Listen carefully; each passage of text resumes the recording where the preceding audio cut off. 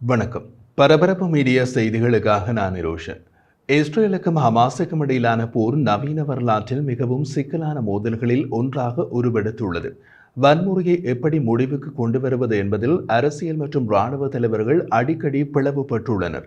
இந்த போரை இராணுவ ரீதியாக முடிவுக்கு கொண்டு வருவதற்கு இஸ்ரேலுக்கு என்னென்ன தேர்வுகள் உள்ளன என்று ஆய்வு செய்வதற்காக பல நாடுகளை சேர்ந்த இராணுவ தளபதிகளை கொண்ட ஒரு குழு சமீபத்தில் இஸ்ரேலுக்கு சென்றது.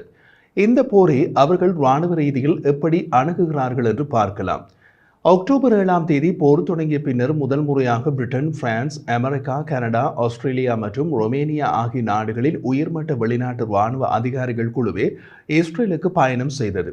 காசாவுக்குள் மற்றும் லெபனானுடனான இஸ்ரேலின் வடக்கு எல்லைக்கும் சென்று நிலைமையை குழு நேரில் கவனித்தது.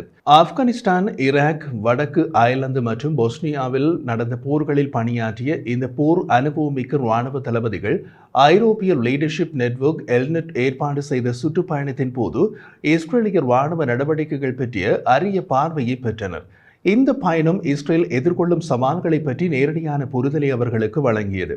ஆப்கானிஸ்தானில் போர் புரிந்த பிரிட்டிஷ் படைகளின் முன்னாள் தளபதி கர்னல் ரிச்சர்ட் கெம்ப் கூறிய போது, காசாவில் இஸ்ரேல் நடத்தும் இந்த போர் எந்த ஒரு இராணுவமும் இதுவரை போரிடாத மிகவும் சிக்கலான போர்க்களமாக உள்ளது என்பதில் சந்தேகம் இல்லை என்று கூறினார்.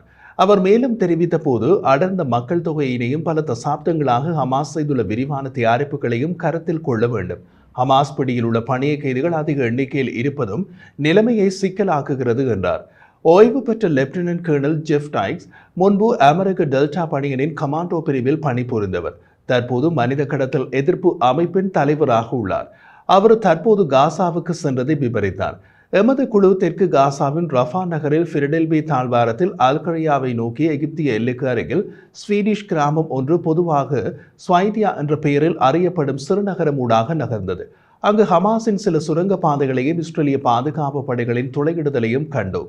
கடந்த 20 வருடங்களாக காசாவில் ஏற்பட்ட அழிவுகள் இல்லாவிட்டால் அழகான ஹோட்டலாக இருந்திருக்கக்கூடிய ஒரு பகுதியை பார்த்ததுதான் என் இதயத்தை உடைத்தது. இஸ்ரேலின் இராணுவ முயற்சிகளை அவதானித்ததுடன் தூதுக்குழு இஸ்ரேலிய சமூகத்தில் உள்ள உள்பிளவுகளையும் குறிப்பிட்டது.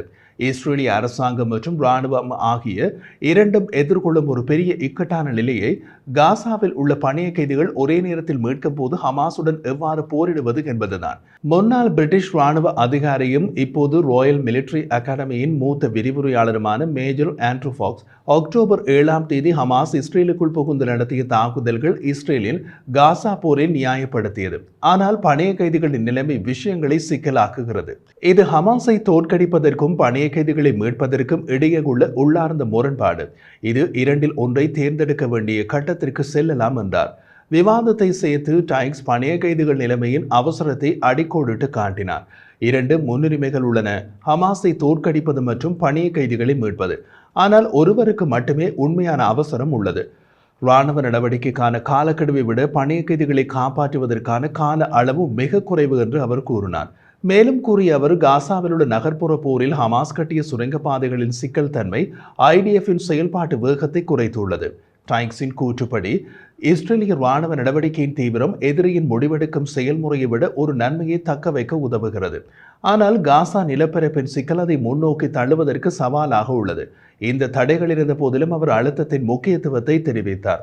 ஆனால் நீங்கள் ஹமாஸை முறியடிக்கும் வரை அழுத்தத்தை வைத்திருப்பதை நோக்கி நான் சாய்ந்திருக்கிறேன். ஹமாஸுக்கு கொடுக்கப்படும் இராணுவ அழுத்தம் தான் முக்கியமானது என்பது எனது கருத்து. பின்னர் அந்த பணிய கைதிகளை உங்களால் மீட்க முடியும். ஹமாஸின் மூலோபாயத்தின் இரக்கமற்ற தன்மையை அவர் மேலும் தெரிவித்தார். ஹமாஸ் அதை முழுமையாக தெளிவுபடுத்தி உள்ளது. தள்ளமுள்ளு வந்தால் அவர்களின் அட்டூழியமான போர்ப்பாணியின் ஒரு பகுதி இந்த பணிய கைதிகளை படுகொலை செய்யும் காட்டுமிராண்டித்தனத்தை உள்ளடக்கியது என்று அவர் கூறினார். இது இஸ்ரேலிய இராணுவத்திற்கு ஒரு சோஃபியன் தேர்வு போன்றது என்று அவர் குறிப்பிட்டார். சோஃபியின் தேர்வு அல்லது சோஃபிஸ் சாய்ஸ் என்பது 1980களில் வெளியான மிக பிரபலியமான திரைப்படம். 5 ஆஸ்கார் விருதுகளை வென்ற அந்த உளவியல் திரைப்படத்தின் பிரதான கரு 2 நோக்கங்களுக்கு இடையில் சாத்தியமற்ற முடிவு.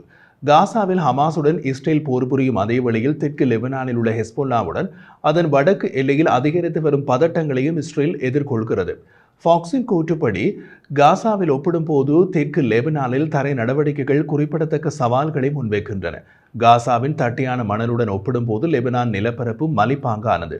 ஹெஸ்போலாவுடன் சுரங்கங்கள் மணலை காட்டிலும் பாறையில் தோண்டப்படுகின்றன. அவற்றை கண்டுபிடித்து அழிப்பது மிகவும் கடினம் என்று விளக்கினார். டைல்ஸ் ஃபாக்ஸின் மதிப்பீட்டை எதிரொலித்து எதிர்கால தாக்குதல்களை நடத்தும் ஹமாஸின் திறன்களை அழிப்பதே காசா போரின் இலக்காக இருந்தாலும் ஹெஸ்பொல்லாவை நடுநிலையாக்குவது ஒரு நீண்டகால நோக்கமாகும் என்றும் சுட்டிக்காட்டினார். அவர் மேலும் கூறிய போது, தற்போது ஹெஸ்பொல்லாவை தடுப்பதிலும் சீர்குலைப்பதிலும் கவனம் செலுத்தப்படுகிறது. ஆனால் அவர்களை முழுமையாக தோற்கடிக்க அதிக கால அவகாசம் எடுக்கும். மேற்கு கரையில் வன்முறை அதிகரித்து வருவதால் ஈரானால் தூண்டப்பட்டதாக கூறப்படும் 3வது இன்டிஃபாடாவின் சாத்தியம் குறித்தும் சில இராணுவ வல்லுநர்கள் அக்கறை கொண்டுள்ளனர். சமீப கால IDF நடவடிக்கைகளில் கார்குண்டுகள், IED, மேம்படுத்தப்பட்ட வெடிக்கும் சாதனங்கள் மற்றும் ஆயுதங்கள் கண்டுபிடிக்கப்பட்டன. இவை அனைத்தும் இஸ்ரேலுக்குள்ளேயே வெடிகுண்டு தாக்குதல் நடத்துவதற்கான சாத்தியக்கூறுகளை சுட்டிக்காட்டுகின்றன. அது பற்றி ஃபாக்ஸ் குறிப்பிட்ட போது, நான் இஸ்ரேலிய இராணுவ திட்டமிடுபவராக இருந்தால் 3வது இன்டிஃபாடாவை நிறுத்துவதே எனது முதன்மையானதாக இருக்கும் என்றார். சுற்றுப்பயணத்தின் ஏற்பாட்டாளர் எல்நெட்டின் துணை நிர்வாக இயக்குநர் ஜோசி அப்ரவேஸ் இராணுவ தளபதிகள் குழுவின் விஜயத்தின் முக்கியத்துவத்தை எடுத்துரைத்தார். இந்த இராணுவ வல்லுநர்களுக்கு மோதல்கள் மற்றும் இஸ்ரேலின் சவால்கள் பற்றி நேரடி அனுபவத்தை வழங்குவதை குறிக்கோள் என்று அவர் விளக்கினார். அவர்கள் தங்கள் சொந்த நாடுகளுக்கு திரும்பும் போது அவர்களின் நுண்ணறிவுகளை பகிர்ந்து கொள்வார்கள் என்ற நம்பிக்கையுடன் இங்கே என்ன நடக்கிறது என்பதை அவர்கள் புரிந்து கொண்டவுடன் அவர்கள் தங்கள் நாட்டுக்கு திரும்பி முன்னாள் உயர் அதிகாரிகள், முன்னாள் ஜெனரல்கள் அல்லது கேர்னல்கள் என்று அவர்கள் பார்த்ததை பற்றி தங்கள் தொழில்முறை கருத்துக்களை தெரிவிக்கவும் இந்த போரின் சிறப்புகளை விளக்கவும் யோசனை உள்ளது என்று அப்ரமனேல் கூறினார். இறுதி குறிப்பில் சர்வதேச தகவல் போரில் இஸ்ரேலின் குறைபாடுகளை ஃபாக்ஸ் தெரிவித்தார். இங்கு 2 போர்கள் நடக்கின்றன. ஒன்று காசாவில் ஹமாஸுக்கு எதிரான பௌதீக போர், மற்றொன்று சர்வதேச தகவல் வழியில் நடக்கும் போர் என்றார். நல்லது செய்தால் மட்டும் போதாது, நீங்கள் நல்லது செய்வதாக சர்வதேசம் பார்க்க வேண்டும், அதில் கவனமாக இருக்க வேண்டும் என்றார் அவர்.